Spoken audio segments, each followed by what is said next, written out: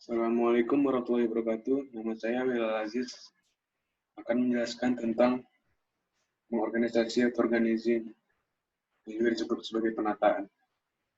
Pertama, definisi. Menurut Cons dan O'Donnell, organisasi melibatkan pengelompokan kegiatan yang diperlukan untuk mencapai tujuan dan rencana. Penugasan kegiatan ini ke departemen sesuai dan penyediaan wewenang, delegasi, dan koordinasi. Organisasi di sini sama dengan organizing ya, atau penataan. Selanjutnya sifat atau karakteristik organisasi. Yang pertama divisi kerja. Pembagian kerja ini merupakan hal yang sangat dasar di suatu organisasi. Yang kedua adalah koordinasi. Koordinasi adalah suatu strategi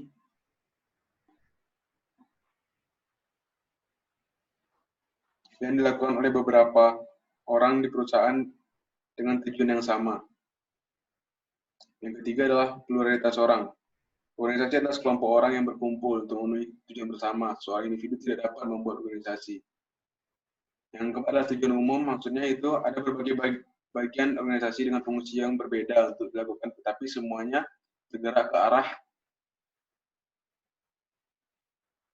pencapaian tujuan umum. Yang kelima adalah kewenangan dan tanggung jawab yang jelas. Di bawah penataan atau organizing, semua jelas ditentukan seperti apa yang terjadi, kewenangan dan tanggung jawab setiap orangnya. Dengan kata lain, setiap individu bekerja dalam organisasi diberikan kewenangan dan tanggung jawabnya masing-masing. Selanjutnya adalah struktur hubungan. Dalam organisasi organizing harus ada yang dianggap menjadi bawahan dan ada yang dijadikan atasan. Yang ketujuh itu mesin manajemen. Organisasi dianggap sebagai mesin manajemen karena efisiensi semua fungsi bergantung pada organisasi yang efektif. Yang kedelapan adalah proses universal. Organisasi dibutuhkan baik dalam organisasi bisnis ataupun non-bisnis. Tidak hanya itu, organisasi akan dibutuhkan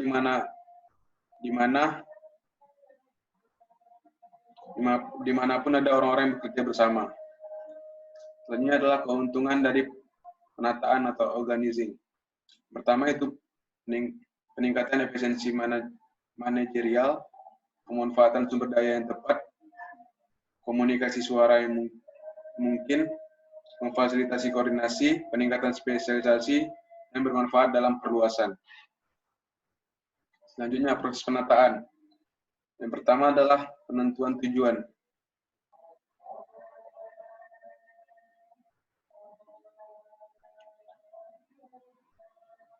Organisasi selalu terkait dengan tujuan tertentu. Oleh karena itu, penting bagi manajemen untuk mengidentifikasi tujuan sebelum memulai kegiatan apapun.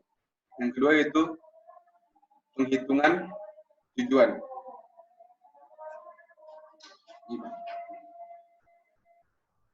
Langkah pertama dalam pengorganisir usaha kelompok adalah pembagian pekerjaan total menjadi kegiatan yang penting. Penting setiap pekerja harus diklasifikasikan dan dikelompokkan dengan benar. Yang ketiga yaitu klasifikasi kegiatan.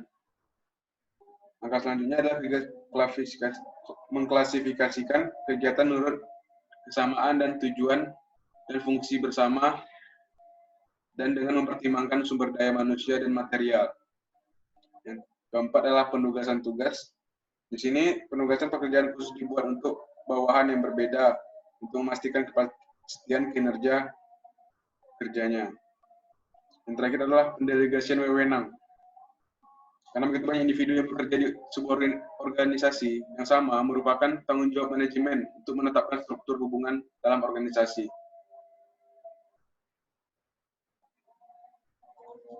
Selanjutnya adalah struktur organisasi. Prinsip-prinsip dalam struktur organisasi ada hubungan lini dan staf, departementalisasi, rentang kontrol, dan desentralisasi dan sentralisasi.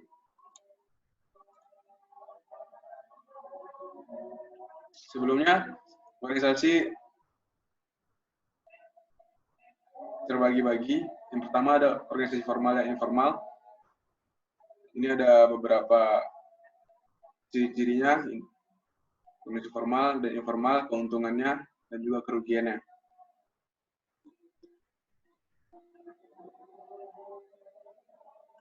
Selanjutnya yaitu faktor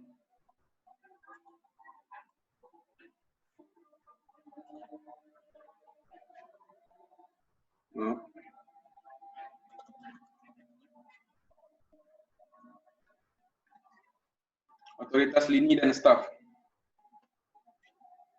Jenis staf dibagi atas 3. Yang pertama yaitu staf pribadi, staf umum, dan staf khusus.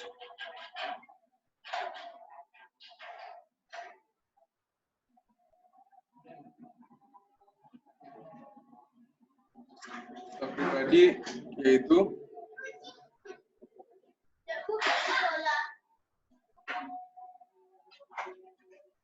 di sini pejabat staf dilampirkan sebagai asisten pribadi atau penasihat manajer lini, misalnya asisten direktur pelaksana. Yang kedua ada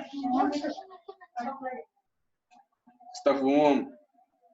Staf umum kategori ini, staf ini terdiri dari sekumpulan ahli di berbagai bidang yang dimaksudkan untuk memberi nasihat dan membantu manajemen puncak dalam hal-hal yang membutuhkan keahliannya.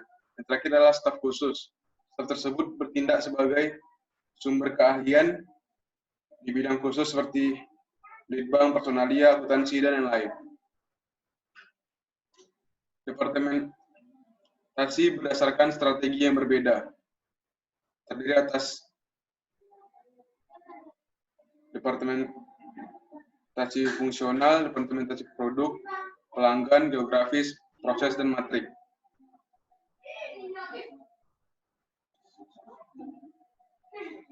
Yang pertama yaitu proses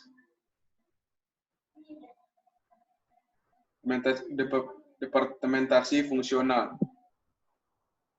Adalah proses pengompokan kegiatan yang berdasarkan fungsi yang dilakukan. Sedangkan yang kedua yaitu departementasi produk adalah proses pengompokan kegiatan berdasarkan lini produk. Departementasi pelanggan adalah departemen pelanggan adalah proses pengompokan kegiatan atas dasar pelanggan. Begitu juga geografis, proses, dan matrik. Selanjutnya faktor yang mempengaruhi tentang rentang kendali. Sebelumnya, rentang kendali adalah jumlah bawahan yang dapat dikelola secara efisien dan efektif oleh atasan dalam suatu organisasi. Ini menunjukkan bagaimana hubungan dirancang antara atasan dan bawahan dalam suatu organisasi. Jadi faktor-faktor yang mempengaruhi rentang kendali yaitu pertama kapasitas unggul, yaitu kemampuan dan kapasitas kepemimpinan yang berbeda. Yang kedua kapasitas bawahan yang efisien dan terlatih mempengaruhi derajat tentang manajemen. Yang ketiga yaitu sifat pekerjaan. Jenis pekerjaan yang berbeda membutuhkan pola manajemen yang berbeda pula.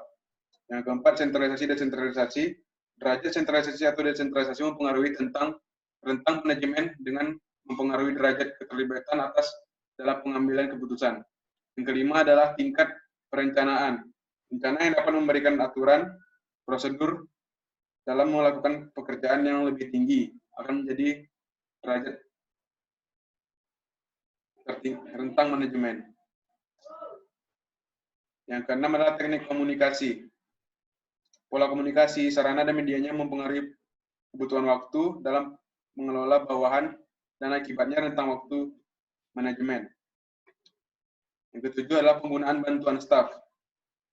Penggunaan bantuan staf dalam mengurangi beban kerja manajer memungkinkan mereka untuk mengelola dan lebih banyak bawahan. Yang terakhir adalah pengawasan orang lain. Jika bawahan menerima pengawasan dari beberapa personal lain seperti atasan langsungnya, dalam kasus seperti ini beban kerja atasan langsung berkurang dan ia dapat mengawasi lebih banyak orang. Selanjutnya adalah sentralisasi desentralisasi. Sentralisasi ini adalah proses mentransfer dan menetapkan otoritas pengambilan keputusan ke tingkat yang lebih tinggi dari hierarki organisasi. Rentang kendali manajer puncak relatif luas dan terdapat banyak tingkat dalam organisasi. Dan desentralisasi ini adalah proses mentransfer dan menetapkan otoritas pengambilan keputusan ke tingkat yang lebih rendah dari hierarki organisasi.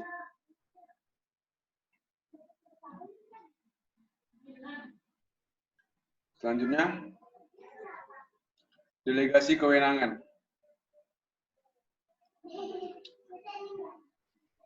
Elemen-elemen delegasi yaitu ada wewenang, akuntabilitas, dan tanggung jawab. Wewenang di sini yaitu adalah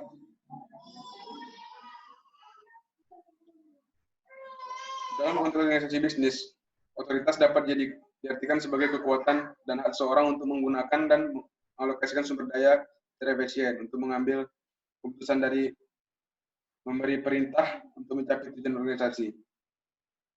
Otoritas harus didefinisikan dengan baik. Semua yang memiliki otoritas harus mengetahui ruang lingkup otoritas mereka dan mereka tidak boleh menyalahgunakannya. Yang kedua yaitu tanggung jawab. Adalah tugas orang tersebut untuk menyelesaikan tugas yang diberikan kepadanya. Yang terakhir adalah akuntabilitas, yang berarti memberikan penjelasan untuk setiap varian dalam kinerja aktual dari kumpulan harapan. Proses delegasi yang pertama adalah alokasi tugas. Delegator pertama-tama mencoba untuk mendefinisikan tugas dan kewajiban kepada bawahan. Yang kedua adalah pemberian otoritas. Pembagian wewenang terjadi ketika atasan membagi, dan berbagi kewenangan dengan bawahan. Yang ketiga adalah penetapan tanggung jawab dan akuntabilitas. Proses pendelegasian tidak berakhir begitu kekuasaan diberikan kepada bawahan. Mereka pada saat yang sama harus diwajibkan terhadap tugas yang diberikan kepada mereka. Yang terakhir adalah menciptakan akuntabilitas. Yaitu dikatakan bahwa wewenang dilimpahkan, tanggung jawab diciptakan, dan pertanggungjawaban diberlakukan. Akuntabilitas muncul dari tanggung jawab dan tanggung jawab muncul dari otoritas. Oleh karena itu, jadi penting bahwa dengan setiap posisi otoritas tanggung jawab yang sama dan berlawanan harus dilampirkan. Selanjutnya adalah staffing. Staffing ini adalah kepegawaian. Proses-prosesnya pertama adalah persyaratan tenaga kerja, perekrutan, seleksi, dan pelatihan atau pengembangan. Yang pertama adalah persyaratan tenaga kerja, juga disebut sebagai perencanaan sumber daya manusia, terdiri menempatkan jumlah yang orang yang tepat, jenis orang yang tepat, di tempat yang tepat, waktu yang tepat, dan melakukan hal-hal yang tepat. Selanjutnya adalah perekrutan. Adalah proses menemukan dan mencoba menarik kandidat pekerja yang mampu mengisi lowongan kerja secara efektif. Selanjutnya ada seleksi, yaitu memilih kandidat yang cocok. Dan terakhir adalah pelatihan atau pengembangan, yaitu upaya rencana untuk memfasilitasi pembelajaran karyawan tentang perilaku terkait pekerjaan. Yang pertama, perekrutan. Perekrutan ini ada beberapa proses dalam rekrutmen. Yang pertama yaitu identifikasi lowongan, penyusunan deskripsi perusahaan, sumber, pengiklanan lowongan, dan mengelola tanggapan. Yang pertama itu identifikasi lowongan. Proses rekrutmen dimulai dengan sumber daya manusia menerima daftar permintaan rekrutmen dari departemen manapun di perusahaan. Penyusunan deskripsi perusahaan yaitu daftar tugas umum atau fungsi dan tanggung jawab suatu posisi. Yang ketiga, sumber. pemilihan sumber, yaitu setiap organisasi memiliki opsi untuk memilih kandidat untuk proses rekrutmennya dari 2 jenis sumber internal dan eksternal. Mengiklankan lowongan, yaitu maksudnya adalah setelah memilih sumber yang sesuai, lowongan tersebut dikomunikasikan kepada kandidat melalui media. Yang terakhir adalah mengelola tanggapan. Setelah menerima tanggapan yang memadai dan dari pencari kerja, proses penyaringan resume dimulai. Ini adalah langkah yang sangat penting dalam proses seleksi rekrutmen. Proses seleksi. Yang pertama ada putaran awal, wawancara awal, mengisi formulir aplikasi, wawancara pribadi, pemeriksaan referensi, verifikasi latar belakang, wawancara akhir, pemeriksaan fisik, dan tawaran kerja. Selanjutnya adalah pelatihan. Proses pelatihan pertama di sini adalah mengidentifikasi kebutuhan pelatihan, bersiap untuk pekerjaan, presentasi operasi dan pengetahuan, uji kinerja, dan tindak lanjut. Kemudian tahap karir. Di dalam karir kita ada beberapa tahap. Yang pertama adalah tahap percobaan.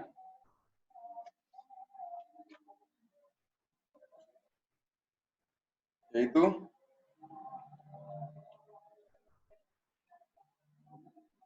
tahap percobaan adalah tahap di mana seseorang merintis sebuah karirnya.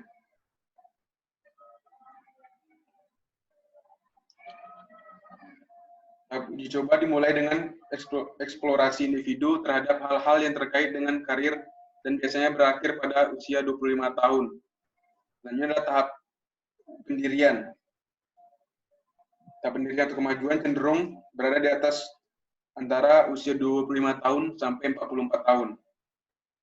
Yang ketiga adalah sub tahap karir menengah.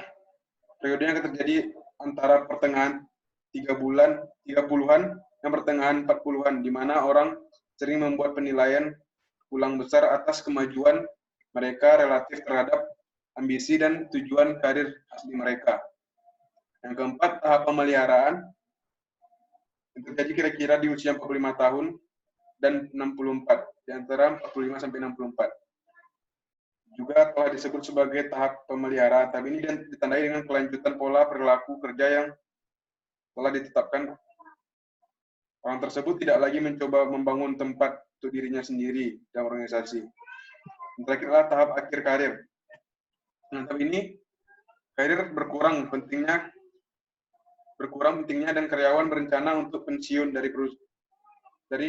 berusaha untuk mengembangkan rasa identitas di luar lingkungan kerja. Penilaian kerja.